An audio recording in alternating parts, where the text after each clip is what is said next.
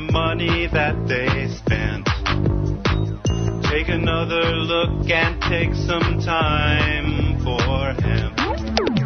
Don't cut trees for paper, 'cause it hurts the environment. Stop deforestation, yeah, it's time for hemp. An acre of hemp makes 20 barrels of oil. No need for pesticides to poison all our soil. People got no food, they got no clothes, they got no rent. Well, it's time for hemp. Yeah. Thank you for taking time for hemp. I'm your host, Casper Leach. Tonight, our program has Richard M. Davis. Richard, thank you for taking time for hemp. Hey, it's a pleasure again.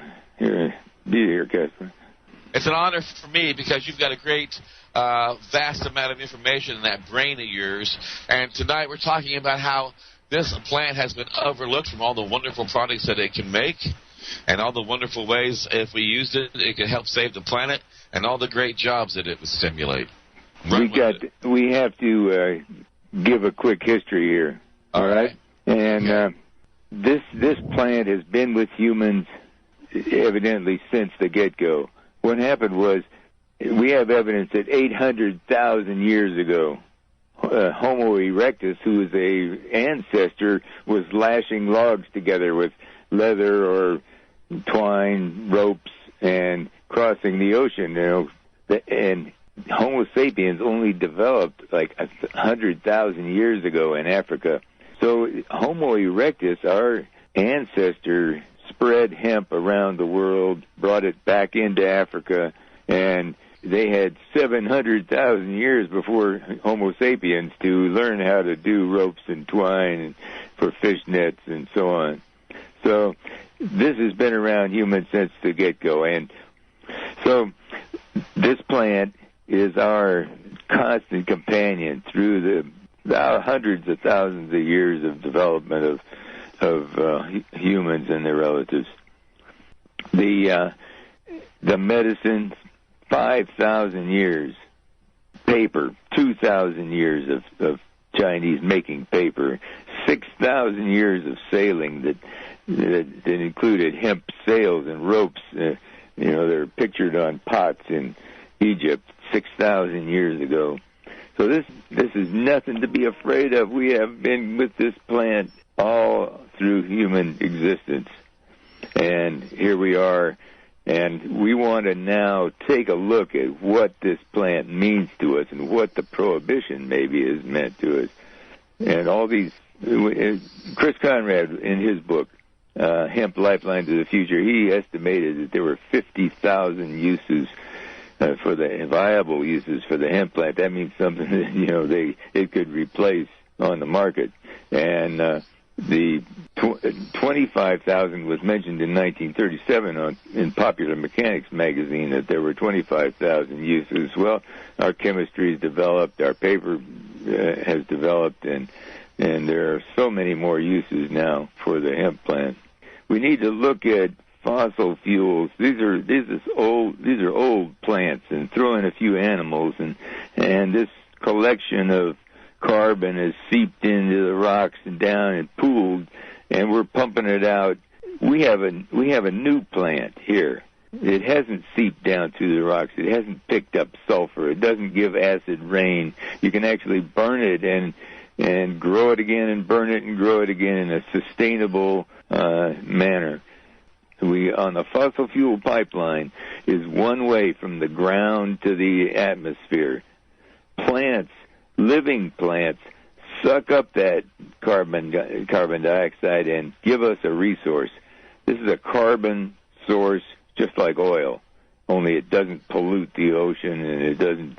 It can pollute the land if we let it, but there are ways around that. It doesn't require a lot of poisons, and it's good for the soil. So any problems we have in the processing, we can deal with. This is hemp, and we need it in the worst way. A new resource for humanity, all of us, all humanity. Well, now there are some people who also look at the prohibition And they state, well, back then the government was really interested in its citizens and making America strong and protecting American people from evils and all the nasty things. So if they outlawed this plant, there must have been a real reason for it, because after all, they wouldn't have done it just on a fluke. That's right. And the whole prohibition of hemp was foreshadowed by the prohibition of alcohol. These guys in the early 1900s were the barons, they called them, of business, and they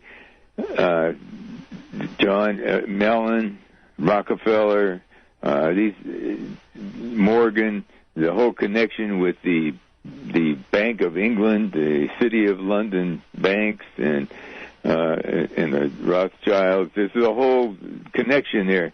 But what we're looking at is the early 1900s, where these super rich guys got a hold of the idea that they could hook us all up to the oil pipeline, and that's pretty much what happened. They wanted prohibition because you can make fuel out of alcohol. Now, when you make fuel out of alcohol, you don't get to use the petroleum, fossil fuel. It's a renewable, growable thing if you use alcohol. Well, they essentially put Henry Ford out of business, who was growing hemp for alcohol, and he was, you can make wood alcohol. This is methanol. We have the wood. The wood is called hemp, and you can make alcohol. You can make ethanol, butanol, all these alcohols, and synthetic gasoline, all out of the hemp plant. So one big thing that put it under was the fact that you can make alcohol out of it. And because of that, it was in direct competition to the plastics industry. And you can make paper out of it. It's not just a fuel source. You can make paper out of it. So it was a threat to Hearst and his timber holdings out west. Of course, the Mexicans threw Hearst out of Mexico and nationalized his forests, and that was what teed Hearst off against Mexicans, and led to a lot of that yellow journalism that where he was racist, talking about Mexicans and their use of marijuana and so on. So this has been around, and it's been around long enough that we know what it can do. Hemp for victory during the Second World War.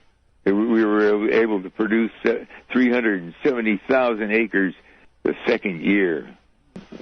First year for seed, second year production. We could do that now because we can get the hemp seed from other countries, all of Europe, Canada. They all grow hemp. We can just buy the hemp seed and plant it. And we could do that this year. We can do it next year. It's not a biggie. We could be growing it right now. Until hemp became easy because of the decorticating machine to harvest, it really wasn't that big of a threat to anybody because it grew so tall. It was hard to harvest. It took a lot of manpower to make it happen, and it was just a real thing to wrestle each fall when you brought in your crops. Then the decorticating machine came along, and the Popular Mechanics wrote this big article about it being $1 billion crop. First time billion was ever mentioned in agriculture. It was amazing. And then, boom, they outlawed it. Yeah.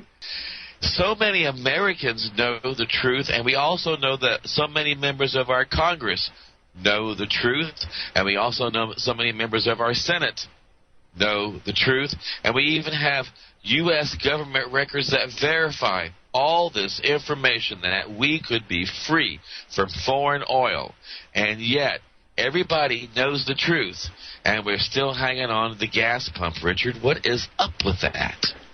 I'll tell you, this is my fear of any law about hemp. Big government is bought off.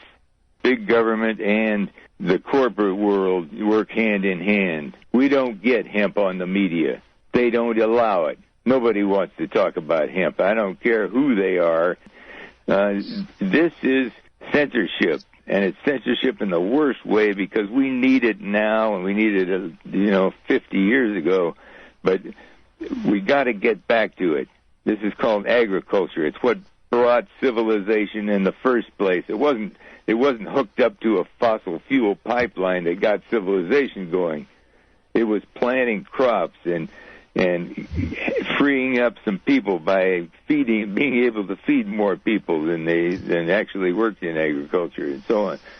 When you hear on CNN and here's a clean coal ad that comes up every 15 minutes, and this one's nuclear power, and here we have ads on, there used to be a lot of ads for oil companies, but they aren't, not so many anymore. Not now. But the idea that clean coal can put an ad up all the time, you know, talking about how clean it is, and which is a lie. You know, there's no clean coal. It's a fossil fuel. Any way you look at it, you burn it, and it's adding to the global warming, adding carbon to the atmosphere. So we need hemp to. They're talking this big word called sequestering now came up. Sequestering means they're going to draw CO2 out of the atmosphere and pump it down underground with this big machine and filter it out. We have a plant that does that. Give me a break, guys. You don't need a machine. and it's the best solar collector on Earth. This does it better than any other plant that does worldwide agriculture. Some, maybe algae and some bamboos are better, but they don't grow everywhere. And hemp is wood that can be used, again, for energy. Wood alcohol can be used for paper. It does building materials. We made hemp cement and hemp. Well, I noticed that you are really focused on getting this message out about using hemp as an industrial source, not just for fuel, but for all the things that we need as humans as a way of saving our planet and stimulating jobs, creating a strong tax base to take care of the problems that we're facing. I mean, you see a lot of things that, once you learn the truth, you can't stop talking about. Casper, just paper alone is an $850 billion a year industry in the United States. It employs 9 million people. That all could be done with hemp, and all should be done with hemp, just to save the trees. That's another thing that hemp does, is that it saves trees, and the trees stay in the forest. They keep pulling more carbon dioxide out, building tree, right? And while we're using hemp, which is a agricultural crop and renewable and sustainable, at least for the hundreds of years we need it to get off of fossil fuel. And that every way possible is really important there. And another aspect of this, too, is that Levi jeans were the first, they were first made out of hemp, our flags were, and yet a few years ago, the last shirt manufacturer in America shut its doors, and a few years before that, the last pant maker in America closed their doors in America, and everything's now made overseas. But if we were making this stuff out of hemp, we'd be having those jobs here too, wouldn't we? Yeah, well, we ship a lot of our cotton overseas, evidently, because we don't make them here. We grow a lot of cotton. Hemp could replace the cotton crop. Hemp could replace alfalfa for cattle. And instead of that, let the Midwest, where it rains, grow the beef, right? We need to grow hemp, and hemp's going to be the basis of our whole economy. We can do anything with hemp, and we can burn it for energy. We can make paper out of it. We can make cloth out of it, and food out of it, and plastics, building materials, biofuels, on and on. And it's an incredible resource, and it is a resource for everybody. It's everybody's resource, and that's why I'm hesitant to give up any rights around cannabis. We all need to be able to grow this anywhere we want without government interference ever. What if we needed to grow this like Victory Gardens in our backyards, hundreds of plants each parcel? Well, hey, we can't have those laws sticking around that don't allow us to do that anymore. Hemp is too important. It's just too important to leave to the government. The people need to do this. The people need to take control of hemp and not give it up to the government. Hemp needs to be legalized back to where it was before, right where George Washington was able to use it. Okay, this is freedom. We're talking freedom here. The freedom to do what the people need to do without the interference by the government. In this, especially in this, because we can't trust the government any further than we can throw them, as far as hemp's concerned. I know one of the first laws surrounding hemp was you must grow it, and you can pay your taxes with it. And people don't seem to realize that some of the very first laws that surround this plant were actually laws that were protecting it and making it a viable viable commodity. Yeah, well, we need to talk more about history, because the history around the Revolutionary War time, tobacco was the number one export of the United States. We were a drug-oriented society, and the drug was tobacco.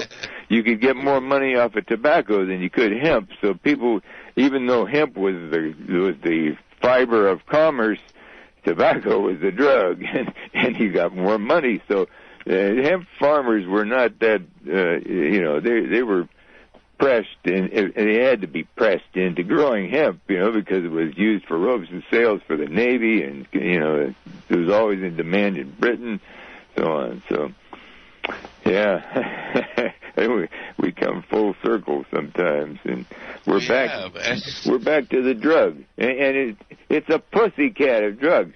Give me a break, people. It's not something that's going to kill you. You can't overdose on it, and a couple of fifths of scotch and you're dead, Right.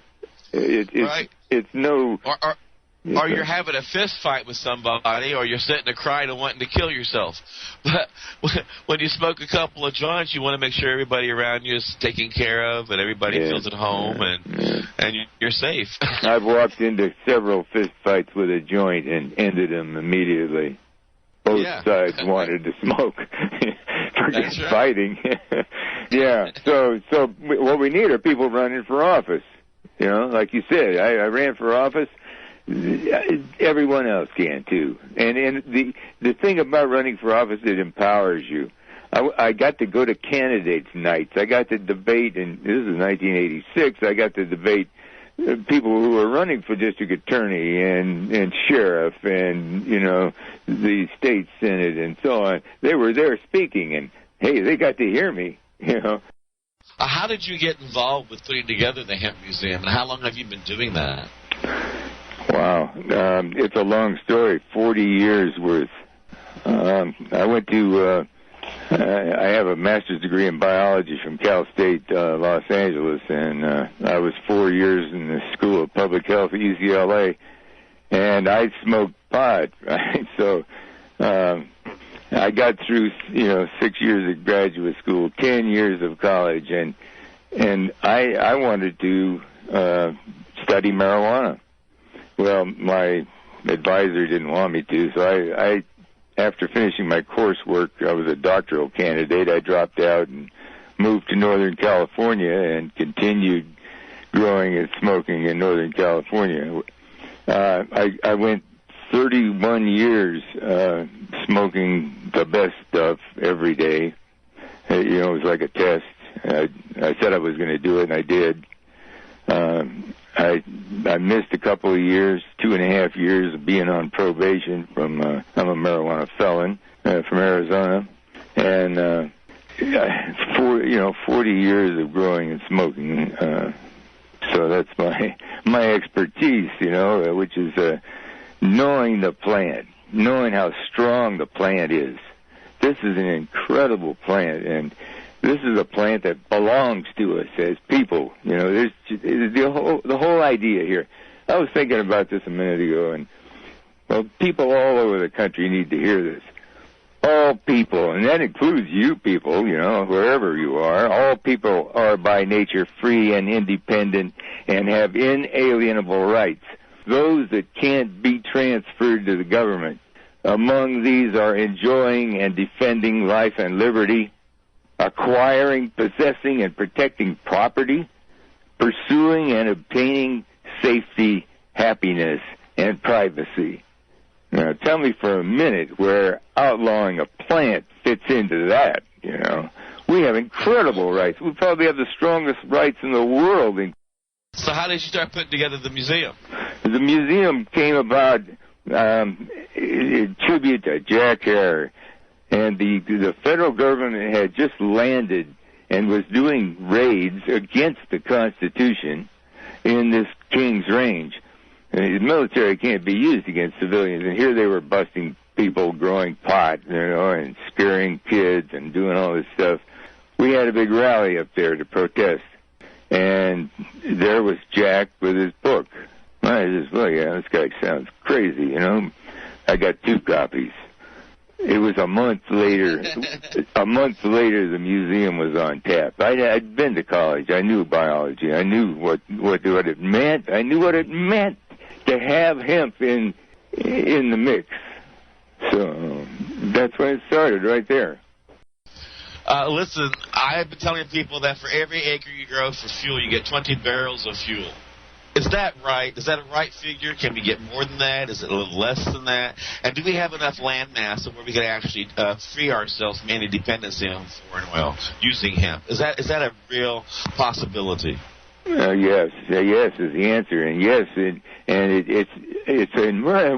in an emergency. This is, you know, the whole country and the world is coming apart at the seams.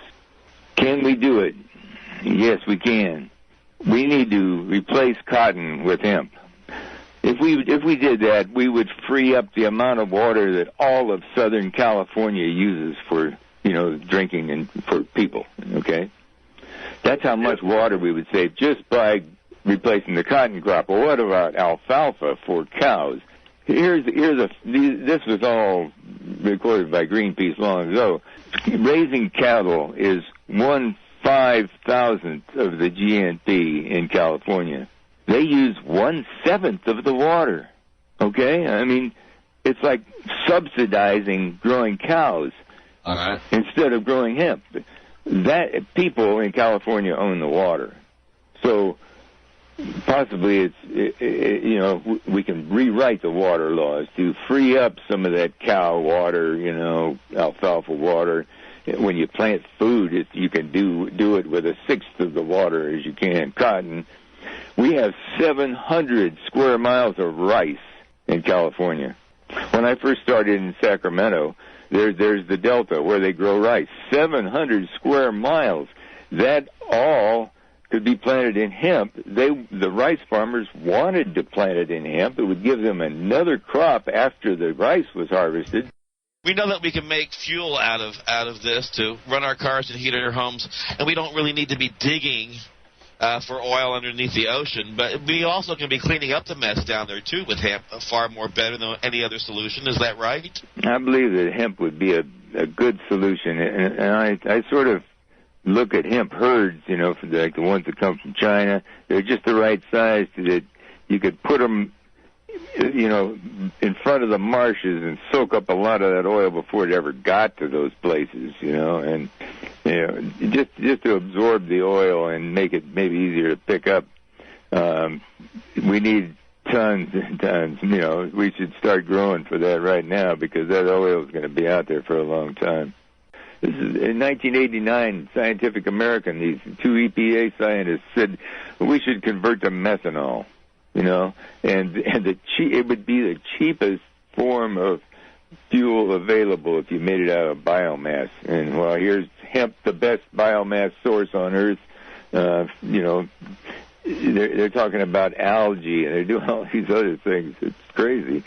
So it looks from estimates that it would be like at least 5 dry tons to the acre. And that's a lot of biomass in terms of burning. It's probably 1,000 gallons of ethanol, methanol made out of some kind of alcohol made out of it. You can make all kinds of alcohol out of it for fuel. The methanol, this is wood, so methanol is called wood alcohol. And once you get that, you can. It's a carbon source. Our scientists know how to make anything. You can make synthetic gasoline out of hemp, and that's already been patented by Texaco or Mobil, one of those oil companies. So we need hemp. We need hemp. That's it. Yes. It might be interesting to talk about the history of the laws that actually do surround the cannabis plant.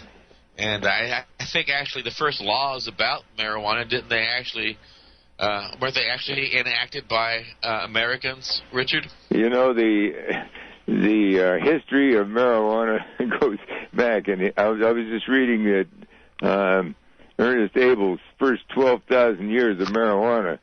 He says, of all the plants men have ever grown, none has been praised and denounced as often as marijuana.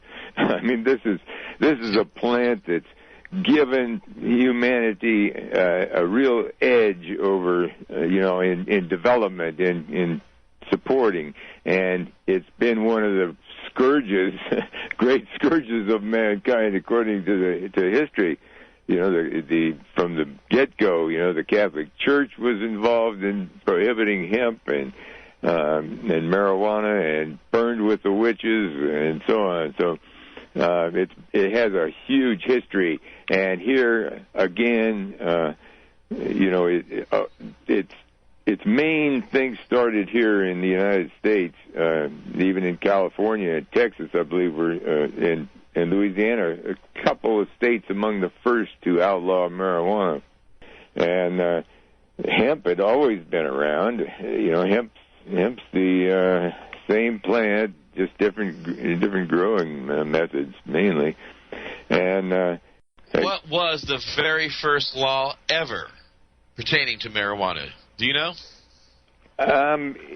Pertaining to marijuana, it would have been in the United States, so that probably would have made it El Paso, Texas. I think it was El Paso, Texas. It was the city of El Paso, and it had to do with Mexicans bringing it in across the border to use to loosen up their backs. They were given these short-handled hoes to chop cotton, and that's what they brought it for. It was medicine to them, and it's still medicine to us today.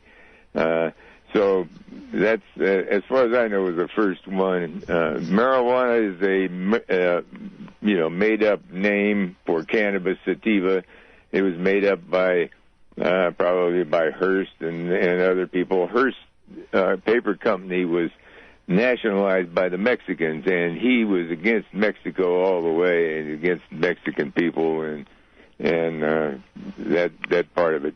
But it all led up to a prohibition in 1937 that was a tax act, and the 1937 Marijuana Tax Act for 32 years prohibited the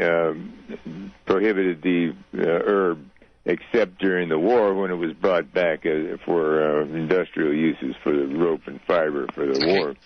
Okay, I got a couple of questions in here, but now we talk about, I guess, the laws on marijuana. I guess we had laws on hemp at one time where the government said you were required to set aside a certain amount of acreage on your farm to grow hemp, and you could pay your taxes with hemp. Isn't that right, during the beginning of the formation of America? Sure. King George wanted colonies to grow hemp, and the English had a huge navy and no hemp. So their common way was to go to Russia, and to go to Russia they had to pass by Holland and Denmark, and they had to fight these people and so on.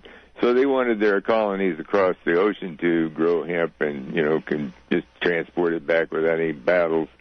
It didn't work too well. The United States was hung up on drugs, and we did tobacco. It was the number one export from the United States from the get-go, and always was. And hemp, it was used by the colonies, and we started making things with it and started our own navy and so on. So yeah, the laws in the early days that required hemp growing didn't really work that well, because you could make twice as much money growing tobacco, and usually they just didn't work. Those were the first hemp laws, right? Marijuana laws came later with the prohibition and discrimination against other races like blacks in New Orleans and the Mexicans coming into California and so on. So then, in all honesty, any law, pro or con, pertaining to this plant have all evolved out of the American borders. Am I understanding that correctly? You got that pretty right. Now, what happened was, in 1937, after the Tax Act, we sort of hung on to this idea that marijuana was bad, even though 5 years later we had to bring hemp back, right? I mean, hemp was sort of prohibited. It was the underlying reason for the prohibition. They weren't worried about people getting high because there weren't that many people getting high. They were worried about controlling the resource. And, you know, in 1942 we brought it back. 1944, there was the LaGuardia report out of New York that said, hey, marijuana's no big deal, you know, it ought to be legalized. Well, that didn't work. And what happened was, in 1961, the United States took marijuana to the UN Single Convention Treaty on Narcotics, and put it in there, and it became a prohibited, or at least possibly prohibited substance around the world with the United Nations. So we were responsible, yes, and absolutely that prohibition spread to many countries. It's still going on in many countries, but many countries read the document, and the UN Single Convention Treaty on Narcotics exempts industrial hemp and horticultural hemp. That means you can grow it for industrial uses and for in your gardens. That's not opposed by the UN Convention. But the UN Convention leaves it up to the states, the countries. So that's another part of it. Okay, now it's called the 1937 Tax Stamp. Tax Act, yes. Marijuana Tax Act. But there were people who were able to get a stamp to grow it, permission to grow. I mean, but there's just so many hoops to jump through, but nobody ever could afterwards. Is that kind of how it worked? Yeah, they started out, and the tax was like $100 an ounce. Well, this is huge in those days, and the tax stamp for a farmer was like $1, or a doctor $1. I mean, it's almost nothing for them to get their medicine or grow it, but you had to get a tax stamp, and they just stopped issuing tax stamps. Done. It was a tax act that was prohibitive, and this is something we need to bring up again because it's here again. We have another tax act in California. But let me just go on with the other, the history.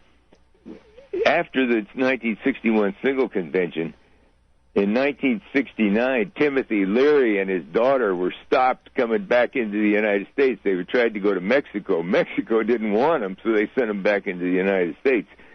They had pot with them.